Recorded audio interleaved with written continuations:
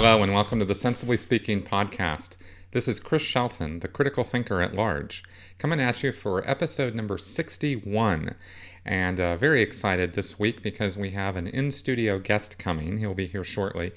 And Tim O'Shea, and I'm very excited to interview him here in the studio. First, though, a few points and housekeeping notices. This podcast is brought to you on iTunes, Stitcher, Google Play, as well as here on video on YouTube. I would really ask and encourage that you do share this podcast far and wide. I would really like to get more sensible speaking going on in the world, and I think that can happen by sharing the wonderfulness and awesomeness that is the Sensibly Speaking podcast. So that's just a minor request that I have for you.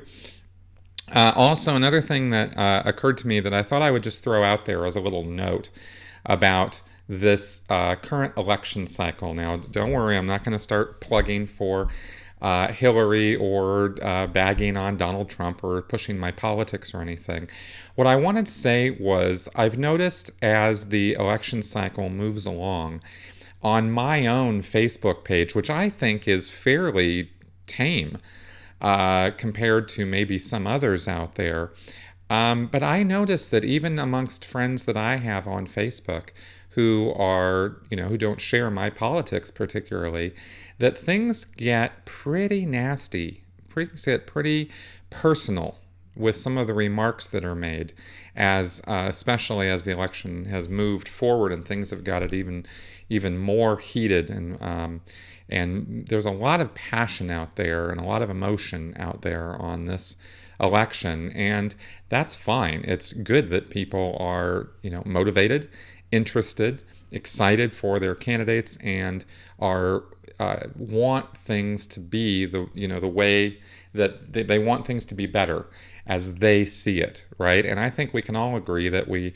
pretty much all don't want to watch the world burn, and we might have different ideas about what it is that's going to burn the world down. Some of us think Trump would cause that. Some of us think Hillary will cause that. Okay, fine. But these candidates are people that we're, not really ever going to meet or know in person or interact with or be friends with. And I think one of the things that we need to ask ourselves as we move forward on these kinds of issues or these kinds of things where the elections are moving along is a month from now, 3 weeks from now, this election's going to have come and gone. And your friends and your family will still be there. And, Hillary might not be around as a candidate at that point. Trump might not be around as a candidate. Jill Stein, whatever, right? Somebody's going to lose. Only one person is going to win these elections. And yet the friends and family that you have are still going to be there. They were there before, and they're going to be there after. And I just sort of was thinking this morning that, these friends and family that we have, we get along with them well enough before the passions of these elections happen. And hopefully we can still get along with them after these elections are over. But the words that we say and use and the things that we do in the heat of the moment are not so easily forgotten after Election Day. It's not all just water under the bridge for some of us. And I wanted to kind of throw that out there because I think it's important that we keep that sort of thing in mind. These elections, they're not that big of a deal compared to the day-to-day life that we all lead and the people that we interact with. And so I just wanted to throw that out there because I miss on it all the time. And I always regret it when I make some personal remark towards someone or some insulting sort of remark towards people that, generalizes or labels people because I am in a mood. Then I, look back on it and I always shake my head and go, God, what was I thinking? And, and of course I know what I was thinking, but I wasn't thinking very much. And I feel bad for having done that. And this little bit that I'm saying right now doesn't come from just some random remark that I made that I'm feeling regretful about. I just had it happen to me a few times from others on Facebook, and I thought, this social media can become very anti-social media, and I don't think that's really what it's for, and I don't think that we all want to go down into the mud. And unfortunately, some of the rhetoric that gets thrown around during these elections brings out the worst in some of us. So I just thought I would throw a pitch out there to maybe appeal to some of the best in some of us to not go there. And if we have gone there, to maybe pull back a little bit, reconsider what we've said or done, and maybe rebuild those bridges that we might be burning in the heat of the moment. So now let's get on to our guest, Tim O'Shea. He is the president and CEO of Coloradans for Scientific Inquiry, which is a local organization here dedicated to promoting science and critical thinking. He's also a science enthusiast and founded the Coloradans for Scientific Inquiry, which has the mission to educate the public about various forms of pseudoscience that have resulted in major damage to public health and safety. And just so you guys out there know, Colorado actually has the worst childhood vaccination rates in the country. So Tim's definitely on a roll to change that condition. In his off time, he travels around the country, and he and his wife are award-winning professional public speakers. And they have backgrounds in corporate communication, human resources, and that sort of thing. So Tim joins us here in studio. Let's see what he has to say. Okay, Tim, thanks very much for being on the podcast. Oh, thanks for inviting me. I really like your show. It's great what you're doing. I'm a big fan. So thank you. Thanks for having me here. It's an honor. Awesome. Well, Yeah. I don't get enough local guests. Yes. And I really want to feature more people locally who are doing this kind of work. Unfortunately for us, there's not a lot. Well, it's fortunate. I happen to be cruising through town. I just thought I'd pop by and do a little something with the Chris Shelton podcast here. Bam, so, here we I go. just happen to be going through town. So, right. I'm working the circuit here. But yeah, you're right. I mean, there's a lot of, it's kind of a rarity, cool thing when you see somebody in town doing the kind of thing that you're doing, and so it's good when we can get together in person and talk about it. Yeah, exactly. Well, I very much liked seeing you speak at the Hub. Oh, thank you. About the pseudoscience and all that kind of Yep. crap, which we're going to get into. But it's good because there are so few people doing it. Now, first off, let's actually just establish some credentials and stuff. So what is your background and your education? Why, how'd you get into this? Yeah. So I my background is actually in corporate. Just the short version of kind of who I am and why I think I'm qualified to be here. I've been in business for a number of years. I have a background in HR and sales and marketing and operations and all sorts of fields in the corporate world. And now I'm a professional public speaker. So my wife and I have our own business where we go around and speak at corporate events. So how I got into this, I've been involved in the local Colorado skeptical community for about 6 or 7 years. And 2 years ago, I took over, I stepped in as the leader of the Mile High Skeptics community. And just this year, actually, I started a skeptics group in Boulder, and also a skeptics group in Colorado Springs. And so I rebranded as Colorado Skeptics Society. So just because I wanted to have more of a statewide outreach. So that's who we are. So I'm kind of the, whatever you want to call it, the president, grand poobah, friar, and dungeon master of Colorado Skeptics Society. Grand dragon. Yeah. I don't want to say, well, I won't say the grand. There's a term grand, and then it's followed by the word wizard, which means an entirely different thing. Right. We don't want to go there. You're right. Because I'm not that. So, Right. and then just this year, I also established, so the Colorado Skeptics Society, that's what we all do kind of behind the scenes. And then formally, I just started an organization this year called Coloradans for Scientific Inquiry, which is dedicated to promoting science and critical thinking in Colorado. Awesome. Which we can talk about. Oh yeah, we're definitely going to get into that. Yeah. Now, what specifically, what is your education?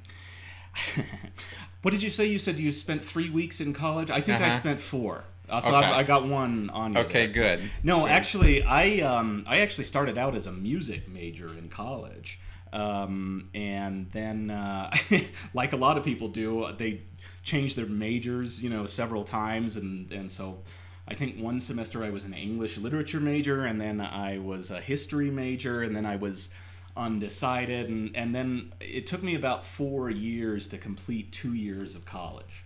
So at the end of those 4 years, I said, well, I should be graduated by now, and I'm not. And I want to get on with my life now. So I decided to say, all right, screw it. I'm graduated now, and I graduated myself and did that, and and now I've been out in the real world ever since. So Awesome. yeah, Awesome. but as far as with my skeptical pursuits and looking at science and pseudoscience, I mean, I've been dabbling in that for about a decade now.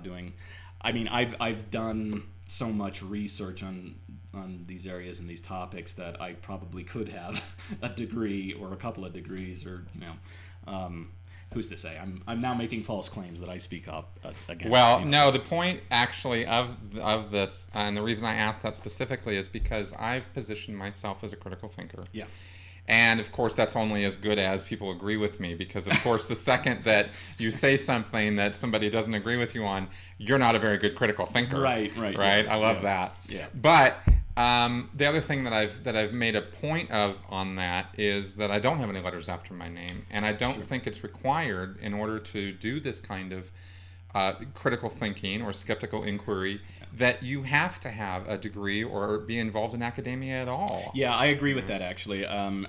Certainly it does help if you're doing specific areas of research, and there are people who have those credentials who we do rely on. We rely on the Michael Shermers and the Stephen Novellas of the world. Mm-hmm. But you're absolutely right that you don't have to be in academia to be competent at something. Exactly. Or you don't have to be a physicist to understand how gravity works, and you don't need to be a medical professional to know that lisinopril is better for your blood pressure than acupuncture is. So I agree with you. And also when in regards to pseudoscience, you don't need to have a degree for that, and that's one of the things that I want to talk about today is how to spot pseudoscience, because it's a pretty important thing to be able to spot, especially these days in the scientific areas. Absolutely. And just one last point on this, I hope I'm not beating a dead horse with it, but the other thing about it is that, about the education thing, is that also one of the traps people fall into is argument from authority, where because somebody is who is touting false information, who is pushing pseudoscience, who is pushing crap on us, because some of those people have letters after their name, they are granted an authority status that they really shouldn't have. Yeah, exactly. So sometimes there are people who are in positions of authority that abuse that position. And we'll talk about this, because I'm going to take you through sort of a checklist of how to spot pseudoscience and some of the red flags that are out there. And one of them is, check somebody's credentials and how reliable are they. And even then, you want to be careful, because there are still people who have legitimate degrees and are in legitimate professions, but they're just as human as anybody else. And so a doctor, medical professional, can still be capable of being influenced by a belief or a strange thing or what have you. So that's absolutely true. Good, exactly. All right, now just one other thing I want to ask about, just in terms of your own background, because we've established that you definitely have some really cool interests with sure. the Skeptics Society and whatnot, Yep, right? uh-huh. What got you interested in this, and also in the fact that you go out, you're a professional speaker, you do corporate speaking and that sort of thing, Right. but you go out and you talk about this stuff. Yeah. What prompted you to do that? Well, it's interesting. I started out as a believer myself, and and you saw me do this in my talk, where I talked about how I grew up very religious. I used to believe in chakras and energy healings. I did acupuncture. I went to a chiropractor for 17 years. I did some homeopathy. I thought I had psychic powers. I even got into The Secret for a little bit. Wow. You know? That's deep. You have to be a special kind of crazy to get into The Secret, and you have to be a special kind of crazy. Scientology. So, Right. you know, I got nothing to say about it. Nothing. Yeah. So you know, when I talk about these things with people, I'm trying to make the point that, you know, I'm not saying some of the things that I'm saying arbitrarily. I mean, I've been there. I've done it all. So how I got into doing what I am doing now was kind of, you know, a similar journey is probably what you've had and a lot of people have had, where, you know, you lose your faith. That sounds like a negative thing. How about this? How about grow out of your faith? There's a better. positive spin on Yes. it. So I grew out of my faith, and I was finding kind of some solace and contentment in being in the real world, and you know, and I was like, oh gosh, I'm not stressed out and angry all the time now because you know, because God isn't doing what I want him, her, or it to do. You know, it's a tremendous amount of pressure to be you know, that to be putting that on people, that, you know, and that's a whole nother conversation. But anyway, Yeah. So I kind of grew out of that. And just like everybody, you know, when you have an interest in something, then suddenly you see, oh, wait, so Richard Dawkins said this about this thing about this subject. Let me go check that out. And then from that, you see, oh, there's Michael Shermer, and then there's, you know, Brian Dunning, and then, he, you know, and you kind of follow this trail, this path, until you run into Neil deGrasse Tyson, and then that's the end. That's where you stop. Because, You've arrived. Yeah, exactly. Because who can follow Neil deGrasse Tyson? Right. You know. So anyway, so that was kind of, you know, my journey into doing what I'm doing now, and so now I'm a full-on skeptic, and you know, and we have the grassroots movement here in Colorado, and now I'm doing my company, Awesome. organization, whatever you want to call it. Anyway. Well, it's good because, you know, you mentioned Neil deGrasse Tyson, Bill Nye. These guys are really on a roll popularizing science and skeptical thinking. And it has been sort of the purview of academics. And, you know, Carl Sagan is just a genius. I mean, this guy's just amazing. But I grew up... He was a genius because he's dead now. Well, yeah. Don't forget that. Was.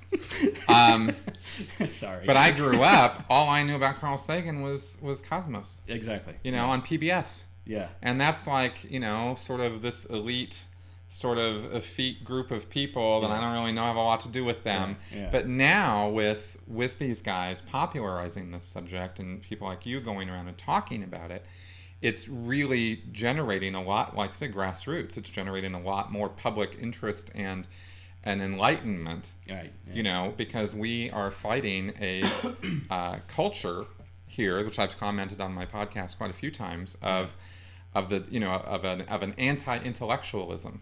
Absolutely, yeah. You know? And it's it's really tough right now because we live in a great period of time than at any time in our history, and also it's also probably, I would say, one of the most anti-scientific or denialist cultures also that we exist in, and it's really it's frustrating and it's troublesome a lot, because, you know, our brains are tens of thousands of years old, and our modern world is only a couple hundred years old. So, you know, we haven't quite fully evolved, you know, caught up with this amazing, you know, technology and science and medicine that we live with. So it takes additional cognitive steps to use logic and reason and look at things critically. That's right. So. That's right. It's a bizarre world we live in these days, in the modern world, where we have these extremes of incredible intellectualism, of incredible discovery, of incredible technology at one end, and then we have these people who seem to just want to hold out, you know. Yeah. People cling very tightly to their beliefs, and they will do so, in spite of any overwhelming evidence to the contrary. And that's just, really the only answer to that is that it's just human nature. It's just how our brains are wired. We're wired to believe things, and once people get an idea in their heads, it's very, very hard to let go of. Like for me, a lot of the concepts and ideas that I embody now, I didn't arrive at this position overnight. It was a process that took several years to get to. Right. Probably just like you. You have 2.5 decades of stuff to unravel. That's right. So you've got you know what that's like. Exactly. It's a process. Exactly, it is a process, and in this show and efforts like what Neil deGrasse Tyson or Bill Nye and what we're trying to do is not just come down on people who have beliefs and say you're stupid, you're wrong, you're ignorant, you're a caveman or woman, and how gullible are you? It's what we're trying to do is push people toward knowledge and evidence-based thinking so that they can come to their own conclusions. Yeah. Right? You can't force somebody into this. Right, exactly. And what you said about not being angry and confrontational is really, really key to it. And because there's some people, I'll just say this about the skeptical community. There's some people in the skeptical community that kind of want to be in your face activists about it, or people in the atheist community, they want to be in your face. And what that comes from is probably their own frustrations that they have. They grew up in a religious household, or and they've also grown out of their faith too. And so they kind of feel like it's natural to feel angry about that. And so when you see somebody else doing it, you're like, hey, the impulse is to go, hey, what are you doing? Don't do that. So. Right. But you can't be confrontational and stick your finger in somebody's face and tell them that they're wrong or they're stupid, because that just absolutely does not work. It's like Phil Plait said, none of us changed our minds about anything because somebody got in our face and screamed at us and called us an idiot. Exactly. So you have to be very, very, you just have to be gracious and courteous. For example, we have local meetings here in town, and we had a new gal show up. A gal, is that even is that a bad word? I shouldn't say gal. Woman, whatever. A young woman, a young mom showed up for the first time. She was brand new to the skeptics, and she used to be anti-vaccine, and she said that out loud to the group, and we were all like, oh, that's very interesting. So how did you change your mind? What was your process? Nobody lashed out at her, which she then, a few minutes later, remarked that she really appreciated that we didn't, lambast her for having that position at one time. Right. So getting in people's faces and being angry and confrontational and yelling at them, just it does not work. So nope, having these conversations is the right way to do it. Exactly. At least that's what I'm telling myself. No, it's how you change hearts and minds. Yeah, exactly. All right, so let's go ahead and talk about this thing called pseudoscience. Yes. Okay, pseudo meaning almost or sort of, fake, or fake, false, right? Yeah, phony, not real, sham. I could go on. Much better. On. Yeah, yes. There you go. Why is it important, especially in our modern world, but really going all the way back, to be able to spot what pseudoscience is? Right. So pseudoscience is everywhere. It's in all aspects of our daily lives. And my premise, my thesis, my unacademic thesis, so to speak, is that pseudoscience acts very much like a virus. So that's why I call it the pseudoscience virus, because it has all of the same characteristics as a biological virus. Now, unlike the biological virus, which has proteins and the cellular and all that, pseudoscience is more like a virus of the mind. But it acts like a virus in that it has all the similar characteristics. It's highly contagious and spreads very quickly among the population. I can look at my cheat sheet here. It affects people's thinking and interferes with their abilities to be rational and make good decisions. Once you're infected with the pseudoscience virus, it's pretty difficult to get rid of it, and it's also fairly difficult to spot unless you know what to look for. And the reason it's so important to know what pseudoscience is and how to spot it and how to look for it is because it's everywhere in our lives. Pseudoscience is in just about every aspect of our daily life that you can think of. It's especially present in medicine. Like that's the main one. Pseudoscience is especially virulent in medicine, but it also appears in other areas such as food and nutrition is one. Diet, exercise physiology in the fitness industry. Yep. There's pseudoscience in psychology. There's even pseudoscience in corporate.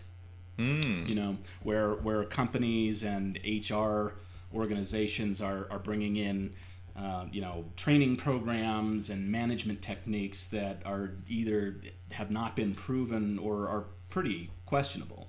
Like the Myers-Briggs test, for example. The Myers-Briggs test has been around for decades, and it's been used by thousands of companies and thousands of people and thousands of government agencies. So how could all of them, after 20, 30 years and tens of thousands of people doing this, get it so wrong? Well, the answer is because it's actually not an evidence-based system. It's basically the corporate equivalent of astrology. Wow, really it's that is. bad. Yeah, it is. So the Myers-Briggs personality test, because everything in it is positive.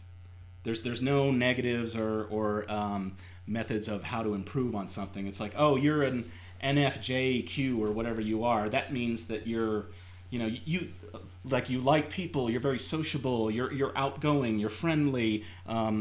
You are productive in with data. You're good with data, but you're also good with people. I mean, these are all things that could be true of anybody. And so that's one example of corporate. Like another one is feng shui. Feng shui is my God. Get me started apparently on that. I touched a nerve there. Feng shui is a pseudoscience of architecture. Right. So there's real architecture with blueprints, and we have angles and measurements, and then feng shui is if we have. In fact, I don't think this table is angled quite correctly because we're not facing the door. Exactly. Here. Our energy flows are so off here. Yeah. So off. Oh. Yes, wavy gravy, man. So because pseudoscience is so virulent, I mean, it's important to be able to look for and spot, and because we can easily be fooled by these things, and it can cost us time, it can cost us money, it can even compromise our personal safety and sometimes be dangerous. Very much so. And we'll get into that. Absolutely. Well, let's go ahead and do that. Now, first off,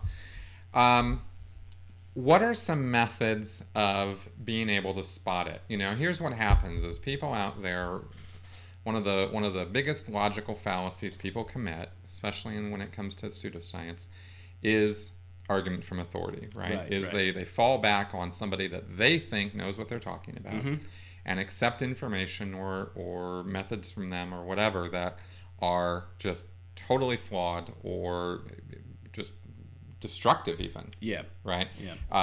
The Jenny McCarthy and the anti-vaxxer thing, for example, right? Yeah, that's I'm talking about virus spreading. Yeah. We still can't kill that thing. Even though the guy who started the virus in the first place with the paper, with the raw false academic paper, said, I got it wrong. Well, and no one will, some of these people won't even listen to him. Well, and not only did he get it wrong, but actually I don't think he actually admitted that he got it wrong. It was because he's still going. You're talking about Dr. Andrew, or no longer Dr. Andrew Wakefield. You're just talking about Andrew Wakefield. I don't think he ever admitted. Thanks, Andrew. Yeah, I mean it's really, really bad. Andrew Wakefield, because he's still going around and he's promoting the movie Vaxxed. Is he? Yeah, so he's still in. Oh, okay, camp. I had that wrong. I thought he had recanted. Yeah, no, he had not recanted. What happened was it was revealed that Andrew Wakefield had falsified his report, which was published in The Lancet in the late 90s, Yep. falsely linking vaccines with childhood autism. Mm-hmm. And what happened was he was actually paid by some lawyers to publish that false report because the lawyers wanted to sue the pharmaceutical company that made a vaccine. Okay. That's what happened. So he was acting as a paid consultant on a legal case. He wasn't even acting as a paid consultant. He was being paid to falsely publish not real information so the lawyers could go sue this pharmaceutical company for who knows what reason, but and they needed something to back it up, and that's what happened. But unfortunately now we have this huge it's a huge problem. Right. Right. Yeah, especially if he's still out there propagating it. Yeah. So so again, this point of argument from authority and falling back on this, we need. So here's the problem: is in our lives we need authority figures. Right. Our parents, often our teachers, for many people, their minister, they're Boy Scout leaders or Girl Scout leaders or whatever, right? Like these people who act as authority figures. We really do need to have those in some fashion or another during parts of our life. Yeah. But we can fall into a dangerous pattern of then believing people just because they present themselves as an authority, right? Right. So that's one thing here. So how do we, as regular people, spot pseudoscience? So I'll take you through the pseudoscience, what I call the BS detector, which stands for bad science, the BS detector. The bad science detector. The bad science detector, right, the BS detector, which we'll get to in a minute. But just to address the issue about authority, I would actually take it even one step further, is that we're not only, we do need to have people in positions of authority who we trust. And there is a sentiment in our society where we don't trust people in positions of authority, just kind of by default. And it's kind of a dichotomy, isn't it? Because we do, but then also we don't. Yeah. When they, there's sort of a society-wide betrayal that exists or occurs, like with the police. Yes. I'd say that's happening, where they were once very much considered authority figures, very much believed, very much relied upon, and now police are. The betrayal factor is entered in, and now police are very much not authority figures. Right. That's exactly what is going on, and I would actually take it one step further and say that people are trusting the wrong authority figures, and they're putting all of their eggs in the basket of, non-conventional, fringe, alternative things that are actually a hell of a lot more dangerous than any of the conventional methods of doing things. Right. So you're right. It comes from the reason that we have such an anti-authority sentiment in our society is because people have been let down, and we've been taught growing up trust people, trust adults, trust physicians, trust the police, whoever, and there are many examples of us being told something in our country, and then later finding out that we were blatantly lied to. Right. You can name just about anything, and you can Watergate, Vietnam, Enron, AIG. Milli Vanilli. I mean, whatever it is, just there are many examples of us being told something, and then we found out that we were betrayed, as you said. So, and this has created a huge mistrust of our leaders, our medical leaders, our corporate leaders, and our political leaders. So, when somebody comes along and says, hey, take this medication or take this vaccine, it'll protect you, or you can go ahead and eat this food, it's safe. The default position for people is absolutely not. No, I don't trust you. You're in a position of authority. And it could have come from, it came. I think the anti-authority sentiment started with the baby boomers, where it's like, don't trust anyone over 30, you know, and Oh, absolutely, the whole counterculture of the '60s. Oh yeah, big absolutely, time. question authority, you know, Yep. and always be asking questions, and that's good, you know. Skepticism is a good thing, but there does come a point where, okay, starting asking too many questions is starting to do more harm than good. Right. You know, do keep asking questions, but there does come a point where you have to say, you know what, we've got the answer now. We've got the answer. Let's move on. Well, it's kind of a difference between a healthy and an unhealthy level of skepticism. Right. Is really what we're talking about. Yeah. Right. Yeah. Because we want people to be. I mean, this whole thing is all about being skeptical, being a critical thinker, like getting your mind engaged in what you're doing and not letting it just go on autopilot. Right. Right. And yet, you can take it too far. Yeah. Right? Yeah. So people, you know, it's good to ask questions and be skeptical and you know, really make sure that somebody in a position of authority is you know, genuine. But the problem is that the pendulum has swung so far in the other direction that we now don't believe anything that experts have to say, even when the advice is real, even when the advice is genuine. Right. So now we have millions of people who are refusing to get vaccines that are genuinely safe, Right. and will protect their child and protect their community. Right. In an effort to be critical thinkers, they're still not being critical thinkers. Right. After these messages, we'll be right back. Hey everyone, this is just a short commercial announcement to advertise my merch site. I have a site where I am selling merch. Now I've also, of course, got the book that I've written, Scientology A to Xenu, An Insider's Guide to What Scientology is Really All About, which is still out there on Amazon. Great book. Highly recommend reading it if you haven't done so. But I also have, merch for sale out there. And this is a way of supporting the show, my channel, and me, and allowing me to continue to do what I do in getting the good word out to y'all. And also get something for you to spread the words of logic and reason and sensibility to your friends, family, and the world at large. And I've put out there quite a few designs, and I've got quite a few more coming in the future, including the Logic Llama and Got Logic, and hashtag Facts Matter, and lots of other things out there. And I'm just going to keep pumping them out because it's creative and fun for me to do, and I hope that you guys will check those out. It is at the Spreadshirt.com website right now. I am building my own site for critical merchandise, but it's not ready yet. So right now, the merch is available at shop.spreadshirt.com/Chris Shelton. And that's all one word, and the link is in the notes on my sensiblyspeaking.com website. There's a button to go buy merchandise, and on my YouTube channel, there's a link in the description to the show below. Thanks a lot for taking the time to listen, and let's get back to the show. Carl Sagan had his pseudoscience detection list from the demon haunted world, and there's a number of varieties of of these lists out there. Michael Shermer has one with the balloon he built on that. That's right. Exactly, and then Brian Dunning built on that one. Stephen Barrett has his. So I've kind of built on theirs as well. And created my own, which I'm calling the BS detector. How to spot bad science. Yeah, let's go through it. So it's influenced by those guys, but I'm adding one twist on it, which is just a touch of Jeff Foxworthy.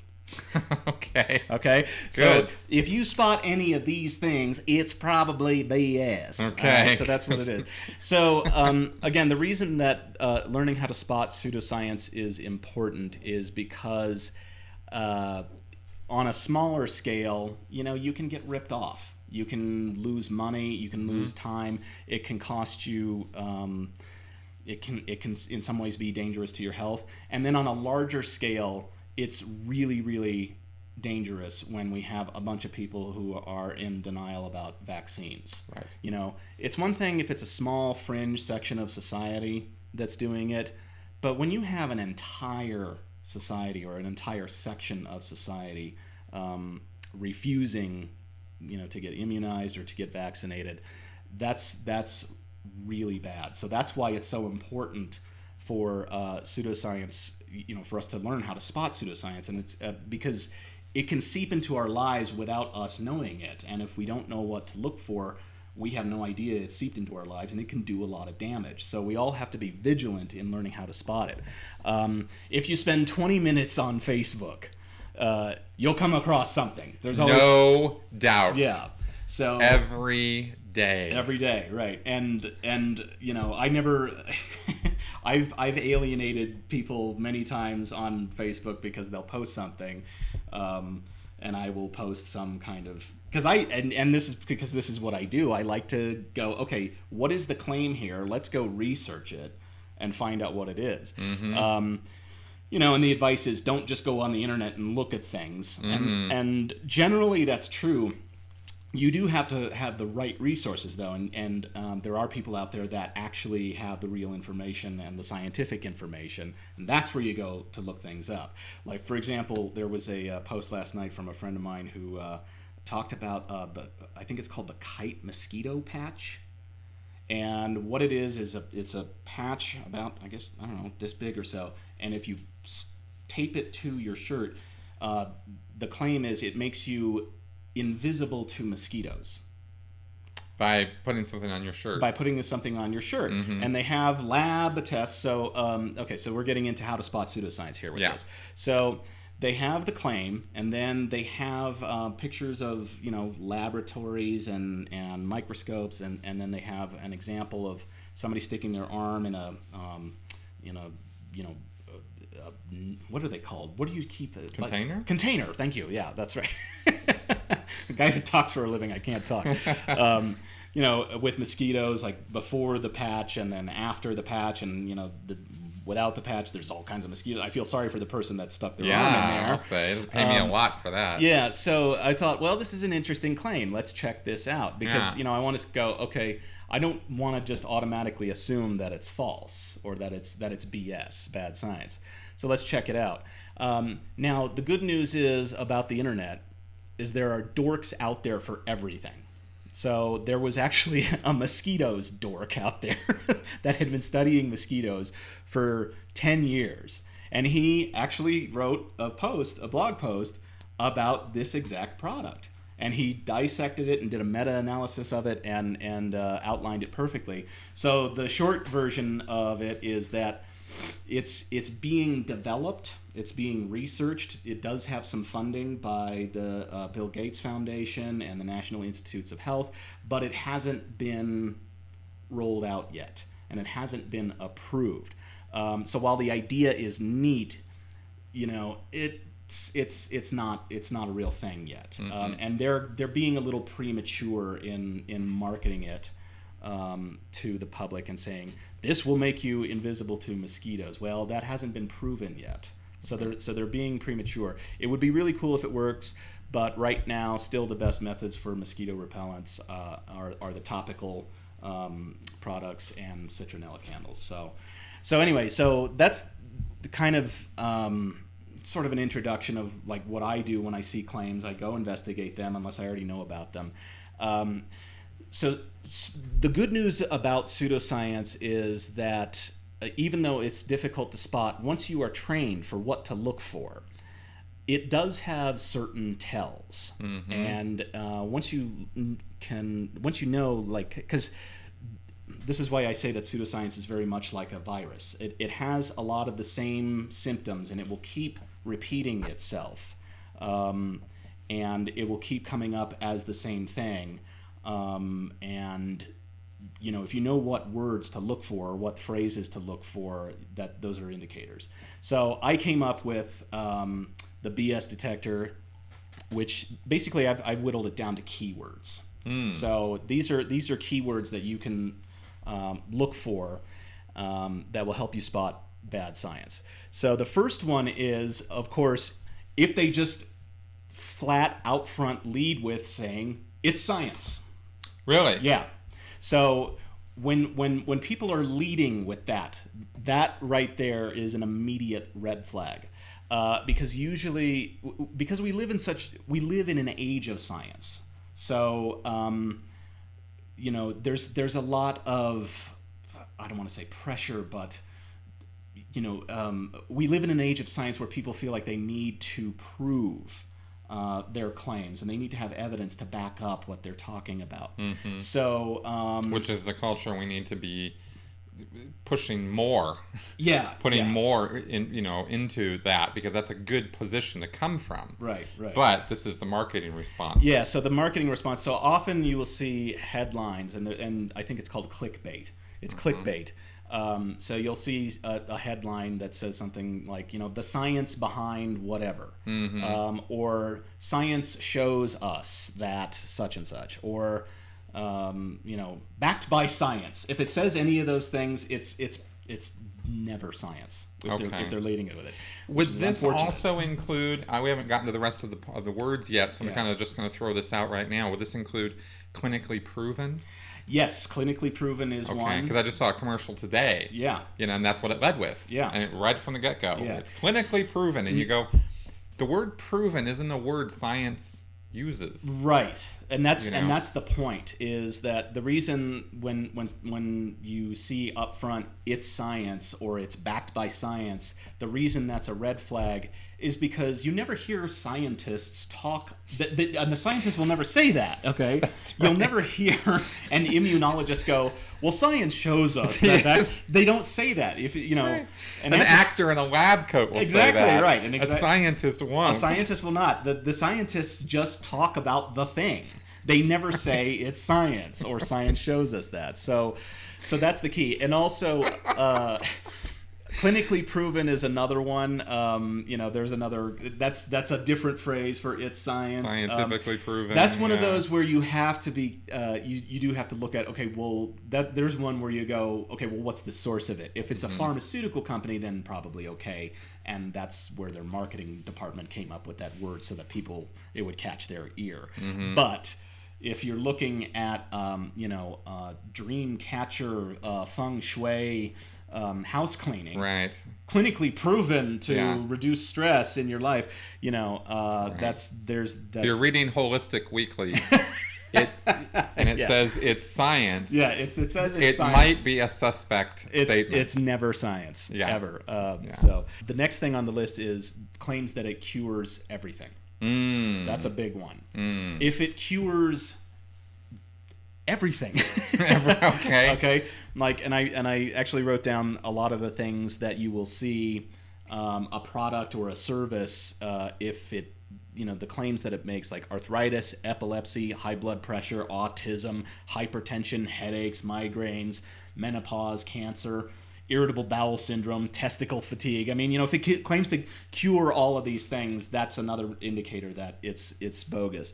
I'll give you an example here. This is something that I got from YouTube about Himalayan sea salt. Okay, so Himalayan sea salt it's pink salt. From the Himalayas? Apparently. Which are kind of far away from the ocean, aren't they? I've never been there. Yeah, right. So that's the other thing. How are they getting... like what? When the oceans were like 10 million years ago? I think so. It's probably up there. I mean, I don't know where it comes from. And that's another red flag, which I'll get into as later on in the list, is the location of where something is from. The Himalayas. But listen to these things, Chris. Look at. So these are all the cures that Himalayan sea salt was claimed by one person or outfit to cure. It promotes pH balance in cells. It reduces aging. It stabilizes blood sugar, it increases food absorption in the intestinal tract, it assists in your vascular health, supports a healthy respiratory function, lowers sinus problems, increases bone strength, and this is my favorite one, promotes cellular hydroelectric energy creation. Whoa. Wow, really? Whoa. Pink salt does all of that. All of that. Yeah. So again, if you see lists of this where it can cure anything from your child's autism to your diabetes to your insomnia, when it has just this wide-ranging claims that it cures everything, that's another red flag there. All right, so next on the BS detector list, if you spot any of these, remember, it's probably BS, bad science. Does the product or service claim to be natural? Okay, so, natural. The all-natural fallacy. So if we see words not only not all natural, but, words like whole, organic, green, there's no chemicals in it. It doesn't have toxins or it rids you of toxins. It's drug-free. This is a real strong meme in our society right now, that natural is better. Yes. And that anything all natural is good and anything man-made or has chemicals in it is not good.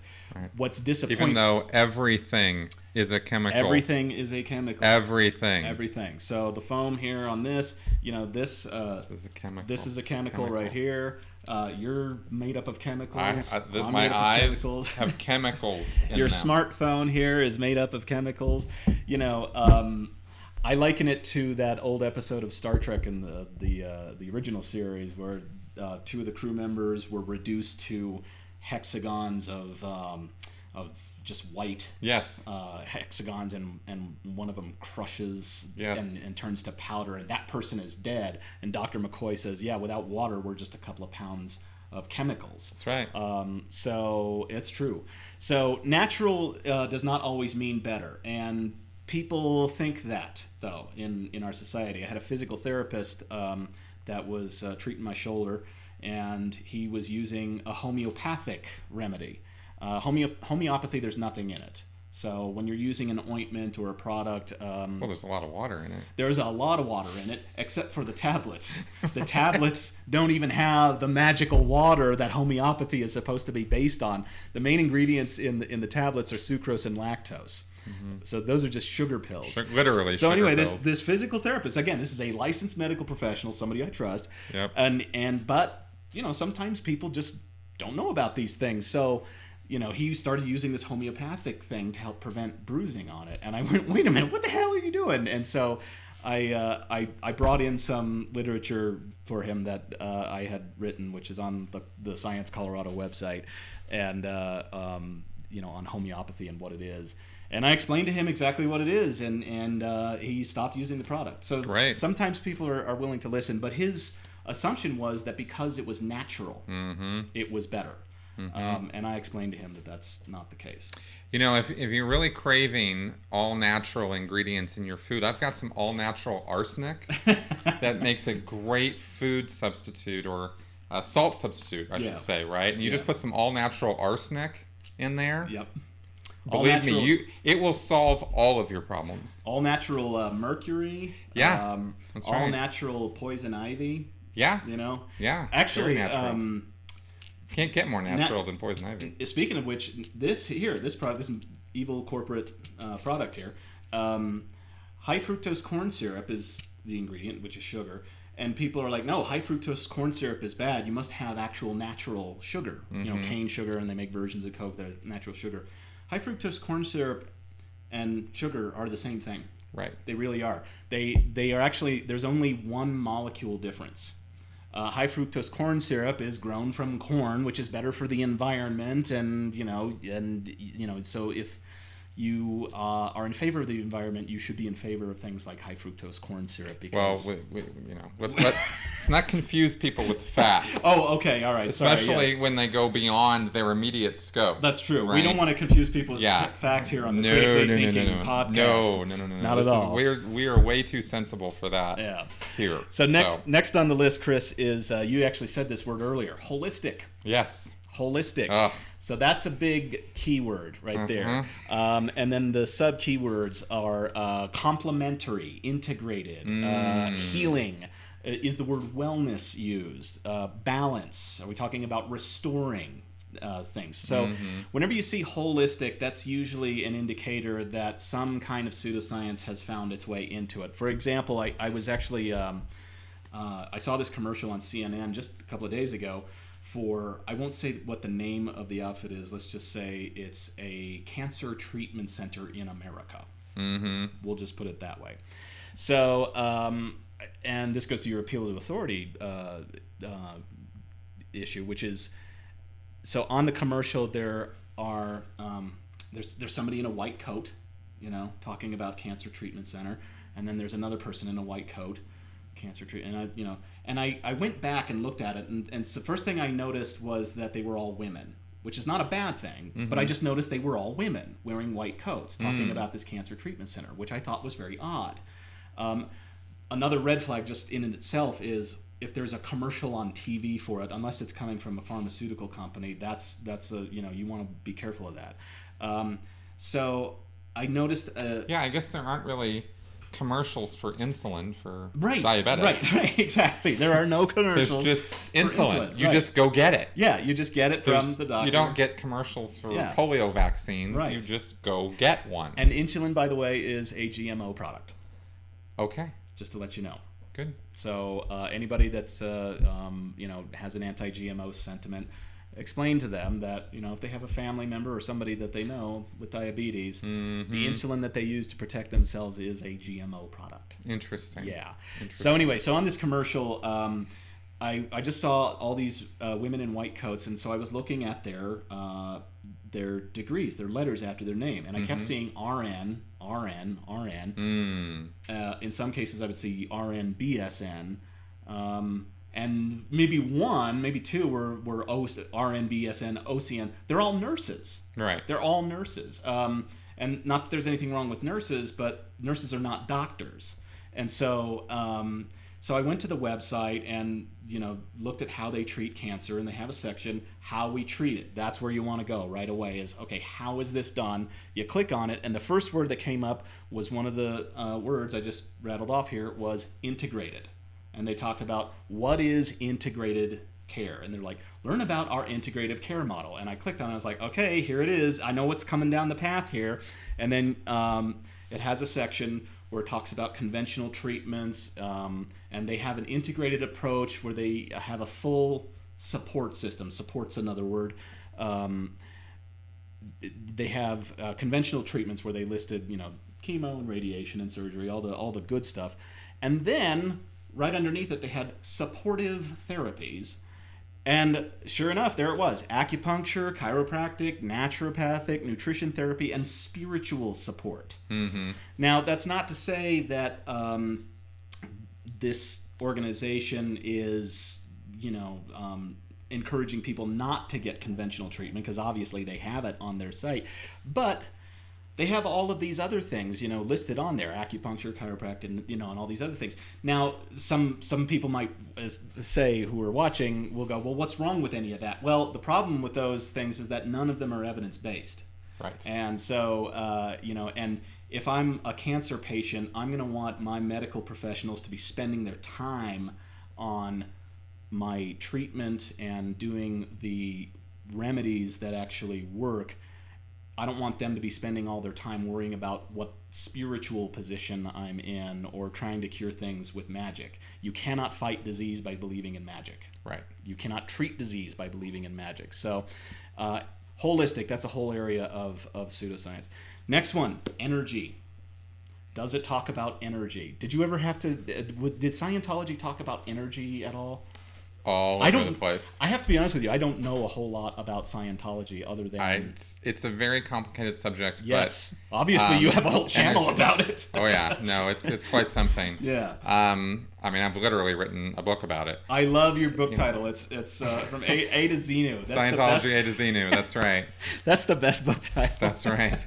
That's great. Energy is not in the way that Deepak Chopra talks about energy. Right. But yes, energy and spirituality and the idea of mind over matter. Right. Right. That a person himself is a spiritual entity or spiritual being. In Scientology, they're called thetans, and that spiritual being has ultimate authority and power and control over the physical universe when rehabilitated into what they call in Scientology native state, where you were before you got junked up with all of this matter, energy, space, and time. Wow, you know your stuff. Well, I do. That's pretty darn good. Yeah, so that's how it works in Scientology. It is 1,000% pseudoscience. None of it right, is evidence-based. Right. The very existence of man as a spiritual being is a wholly subjective thing. Yeah.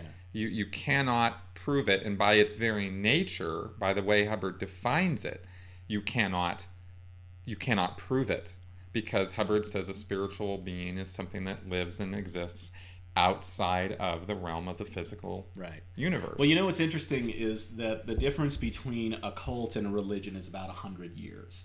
So Mormonism, was a cult, and now there with are certain definitions, right? Yeah, with certain Scientology is halfway there, about 50 years old or so. But I mean, look at just the name. We talked about earlier. It's science is an indicator. I mean, Scientology. It has the word in the title. Exactly. I used to go to a church called Religious Science, the Mile High Church of Religious Science. They have the word science in the name. Mm-hmm. That should have been an indicator. Well, Mary Baker Eddy clicked onto that as well at the turn of the century with Christian Science. Right, Christian Scientists, like the idea that prayer and faith and healing and all of that can be integrated with scientific modalities. Exactly. So energy is a big one. If it talks about energy, if it uses the word quantum, which Deepak Chopra loves, if they talk about things that are being universal or harmonic, if they talk about magnetic and frequencies, those are indicators that these things are not actually drawing real. Basically on a common level, common man's understanding of these terms. Yes. When you really got to get that quantum physics and gravity and energy and waves and these words don't just they're not just little goofy words that scientists throw around. They actually mean something. Yeah, they do mean something, but when they're misused by the people who don't know what they do actually mean, that's when it can cause some damage. I mean, what I tell people, because people will often say, especially the New Agers, this is really popular with the New Agers, quantum physics tells us that, hold on just a second, all right? Let me tell you something about quantum physics. You don't know anything about it. Exactly. And neither do you, and neither do I, and neither does she, because unless you're talking about neutrinos and electrons and you know nothing about quantum physics. But again, because we have to validate our positions and our beliefs with science, we will come up with sciencey sounding words for things. That's right. It's the equivalent. Quantum physics is like the equivalent of saying, well, through Wankel rotary engineering, we can manifest our beliefs into reality and whatever else. That's right. So, and you got to know that's true when Richard Feynman, who was like at the top of his field in quantum physics, says anybody who thinks they understand quantum physics is lying. Yeah. If you think you know quantum theory, you don't know quantum theory. Exactly. Right. When the top guy in the field is saying that, right? Come on, Deepak Chopra. I don't think so. Him and his diamond-studded Ray-Bans can give me a break. So the next item on the list, Chris, is ancient. Is the product or service based on something ancient? You are nailing every point. Yeah. So under these, the subtext words, or I'm sorry, the sub keywords are wisdom. Has it been around for centuries or thousands of years? We talked about this earlier. Does it come from a faraway place like China or India or the Himalayas where you can't check? Right. Exactly. Is this where traditional fits in as well? Yeah, this is where traditional Chinese medicine fits in as well. And the justification is that, it's been around for centuries, so it must be valid because it hasn't gone away. But so like acupuncture, for example, acupuncture is probably the most well-established and accepted and uncontested pseudoscience we have in our society, in the world. Acupuncture dates back to probably about 100 or so BC, and it was invented before anything helpful or useful about modern medical science and technology was actually known. So people didn't have, they didn't know anything about it. They didn't have anatomy charts and MRI machines, so they just kind of had to make things up. So These are not evidence-based systems. These are usually, based in pre-modern beliefs before we had any useful modern medical techniques. Now, on that note, just because it's an immediate question that comes to mind, and I know people are going to think this who believe in this stuff. Now, just because it's old doesn't mean it's invalid either. Correct. Yeah. Right? I mean, just because, Pythagorean's theorem is ancient. Yeah. Right? Right. It's very, very old. Yeah. But the difference between Pythagorean's theorem and acupuncture, right, is that with Pythagorean's theorem, we haven't found an exception to that rule. Right. At all. No numbers you can plug into that theorem or that formula change it. Not any numbers so far. Now, the second we find numbers that fit in there that change it, we'll have to change it and dump it. Right? Yeah. But we haven't found that. Yeah. We have found all kinds of exceptions to the rules of acupuncture. Right, exactly. So they've done some research into acupuncture where the concept of acupuncture is that if you place needles at certain points in your body, it will cure. Your body has meridians, and it will cure whatever those ailments are. So if you have a cold, sticking needles in your face will cure that cold. But what they found is that when they took somebody, and gave them traditional acupuncture versus somebody who, when they placed the needles on their body randomly, without any actual structure to it, they found there's really no difference in the outcome. There was either no outcome or the person, and sometimes, the placebo effect. I was going to say, it sounds placebo-like. It does kick in, and that's a thing. So people got the placebo effect just as much from random places on the body as they did with the actual acupuncture. So there's really no validity to it. Yeah, see, my beef with acupuncture, for example, is not that I think it's bizarre that if you stick needles in somebody, it's going to cure them. Because hey, if that worked, I'm down. Sure. I don't care. I've had acupuncture. I've done it. Like I said at the beginning of this show, I have done it all. So I've done acupuncture too.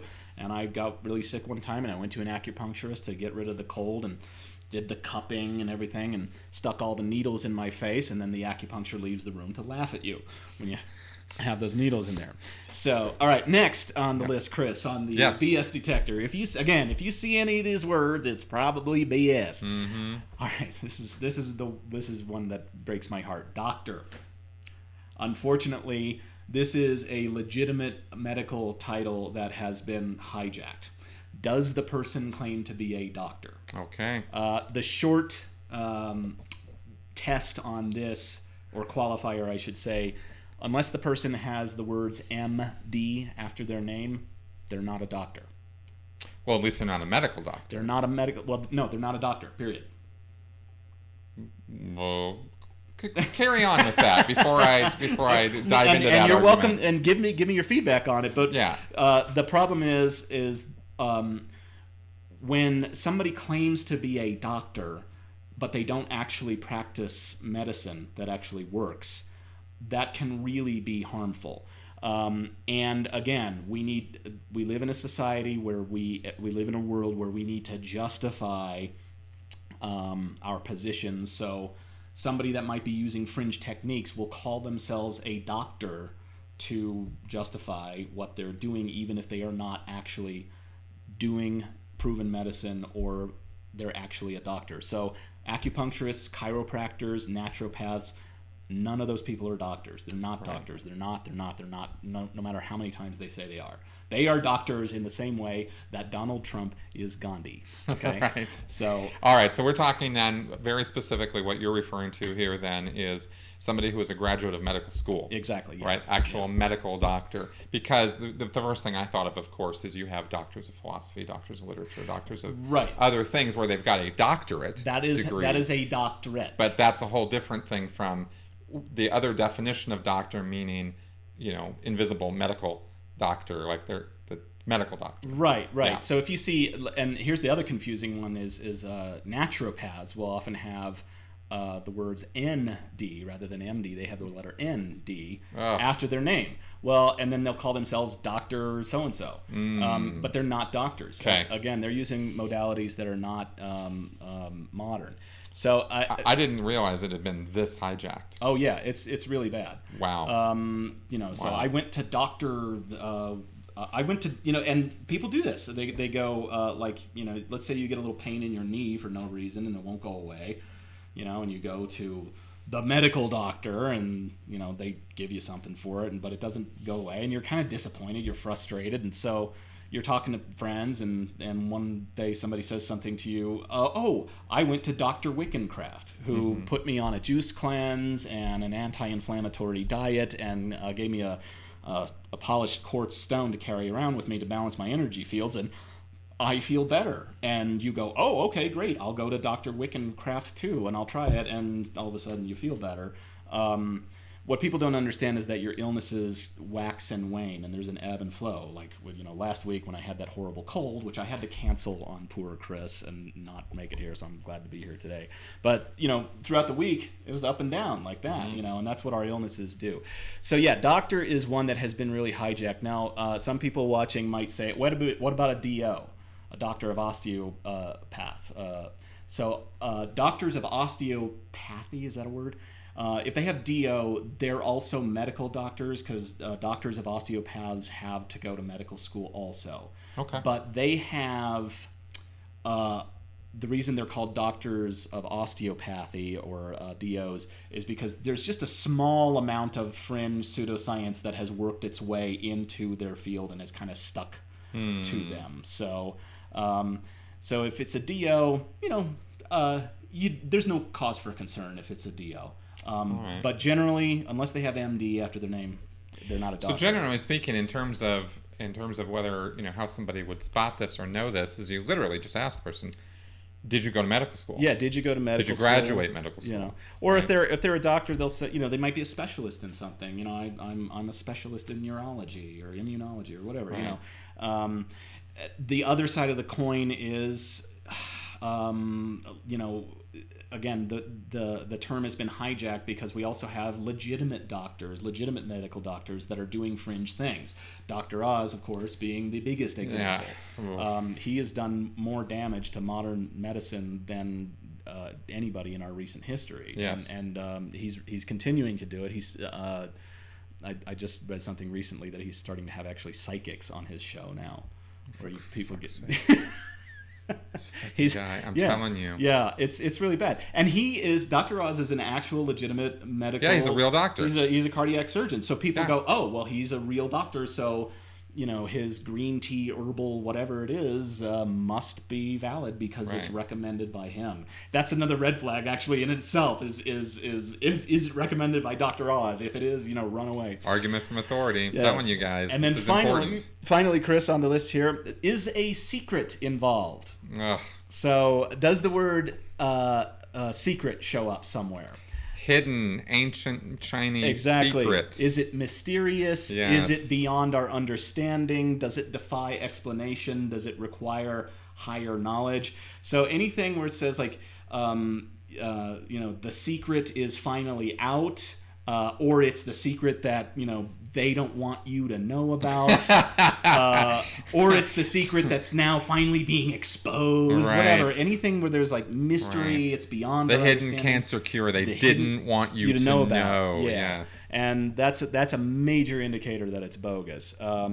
So often this is coupled with the statement, I don't know how it works, I just know that it does. So that's an indicator that that's not how science works. Folks. That's not how science works. So now that I've taken you through the BS detector, Chris, let's go ahead and test your ability. Again, if we're going to talk about science here, we have to. I gave you the crash course here, so now let's. All right. We have to test your abilities and see how you do. Oh boy. Yeah, this is bad stuff. I mean, Oprah, unfortunately, has been a cultural touching stone for pseudoscience in so many ways over the years. And while I talked about this actually on a recent Q&A episode of mine, where I just really don't have good things to say about that woman for having unleashed all of this pure crap on the housewives of the United States. Yeah, it's I share your sentiment on that, because actually Oprah was the one who gave Jenny McCarthy a platform to spread this really bad information. If it hadn't been for that, I mean, I don't think the problem would be as bad as it is. Wow. So yeah, I don't have good things to say about Oprah either. I was having this discussion actually recently with somebody who said, but Oprah has done a lot of great things for a lot of people in the world. And I said, right. So has Bill Cosby. You know? Wow. So, okay. All right, so let's test me. Let's test Bring you it. now that we've taken you through the BS detector. Bring it. All right, let's see if you can spot the pseudoscience. So after, I've taken you through the list here, so you should be able to. This should be pretty easy for you, Chris. All right. You're a pretty learned guy, and you're pretty savvy with your subject matter. So let's see. So I'm going to read you two statements. Okay. About the human brain. Okay. One is scientific, and one is pseudoscientific. Right. One is from a scientific source, the other is from a pseudoscientific source. And let's see if you can tell the difference between the two. All right. All right. So the modern human brain is the largest and most complex of any living primate. Large, complex brains can process and store a lot of information. That was a big advantage to early humans in their social encounters with unfamiliar habitats. As humans faced new environmental challenges and evolved bigger bodies, they evolved larger and more complex brains. Humans have far more white matter in the temporal cortex, reflecting more connections between nerve cells and a greater ability to process information. Okay, that's statement number one. Here's statement number two. Seems pretty fact-based. The lower brain response keeps us out of our higher brain. The old lower brain was designed to keep you from being eaten by a tiger. Your lower brain only cares about that you wake up alive and not get eaten by a tiger. So the lower brain habituates those same patterns that you have been living, and the nerve fibers become myelinated to make those habituated patterns so efficient they become your unconscious default state. All right, so which is the pseudoscience? Statement number one or statement number two? Well, I'd say number two. Because number one was more descriptive and wasn't really giving lots of conclusions either. Right. Ding! You are correct. Chris, Damn. You got it. All right, you nailed that one. Let's see. So the first statement was taken from the Smithsonian Institute, from the Smithsonian Museum on the evolution of the human brain. The second one was taken from a program called Higher Brain Living, which is presented by a network chiropractor. And you may recall, in my talk, I showed a video of this guy doing his higher brain living technique, where he has the woman on the table and he's that guy. Yeah, that guy. So he's doing this, stuff on it. Yeah. And here's the thing about this is why I say that pseudoscience is actually the virus itself, because a lot of times people aren't maliciously, intentionally doing this, trying to rip you off.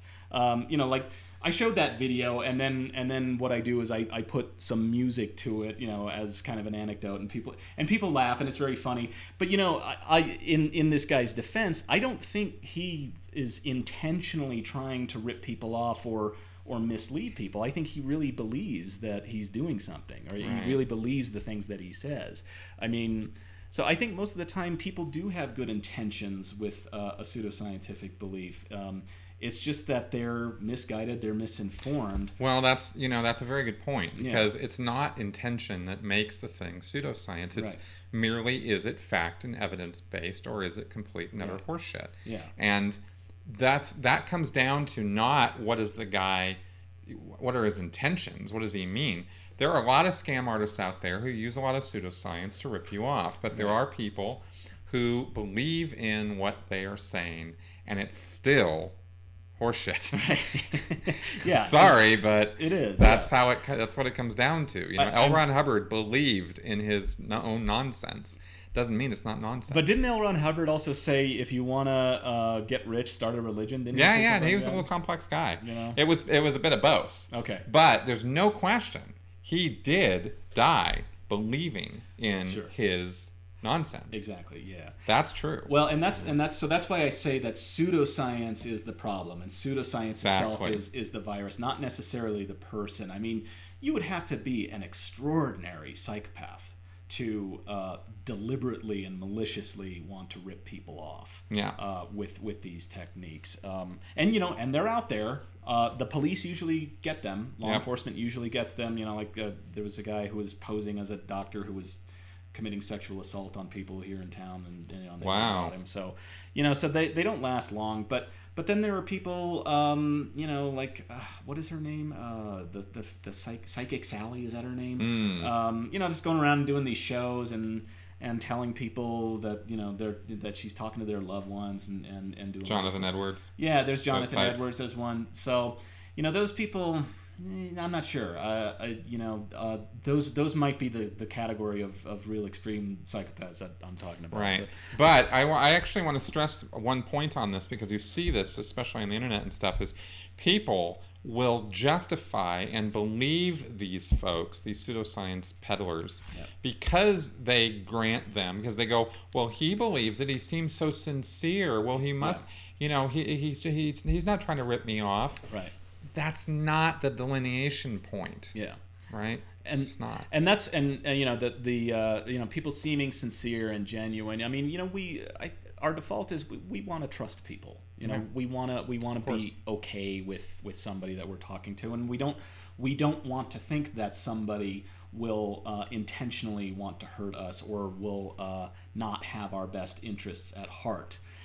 Unfortunately, there are these psychopaths and sociopaths and narcissists walk among us, and sometimes they do get into positions of power, such as being an authority figure or a medical professional or somebody in law enforcement or whatever, and they can take advantage of you. That's actually probably a whole nother show that we could do. That I can come back and do for you. So for sure. I want to take you through one more. Yeah, hit me one more time, and we're going to wrap up here. So we talked about you mentioned earlier about quantum physics. Oh, Chris. God, yeah, bring it. Yeah, so what I'm going to do is I'm going to read you 3 statements about quantum physics. Okay? All right. So one is the actual is actual quantum physics from actual quantum physics scientific text. The other is from a church, and another is just made up. Okay. So let's see if you can see which one is which. Okay. So here's statement number 1. Quantum complexity is a summoning of the spatial. The quantum cycle contains supercharged waveforms. The goal of supercharged electrons is to plant the seeds of rejuvenation rather than materialism. Consciousness consists of transmissions of quantum energy. That's statement number 1. Here's statement number 2. Quantum entanglement is a physical phenomenon when pairs or groups of particles are generated or interact in ways such that the quantum state of each particle cannot be described independently of the others, even when the particles are separated by a large distance. Instead, a quantum state must be described for the system as a whole. There's statement number 2. Here's statement number 3. Quantum mechanics determines how everything in the cosmos has come to exist, beginning at the atomic and subatomic levels. It is an in-depth study of the building blocks of the entire universe. Quantum physics consists of analyzing things that are experienced in various forms and non-forms, tracing them back to where they originated. So again, we have the actual science text, one completely made up, and one from a church. Which one do you think is which? I think the first one is from the church. I think the second one is actual science, and I think the third one is just made up. Okay. I might have gotten the church and. The good news is you spotted the science one, so well done, my friend. Yeah, you did get 1 and 2 backwards. So the first one I read was completely made up. Just total. In fact, there's a great website. I think it's sebpierce.com.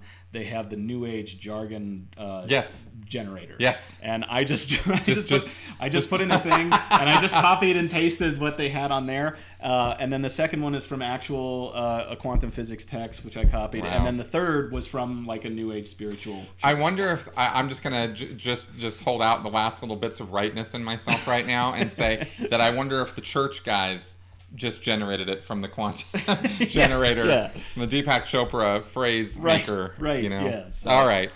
Well, all right. So we've definitely gone over time. So we're going to be wrapping up right now. I was having too much fun. This is really good stuff, and I hope that you guys out there learned something from this.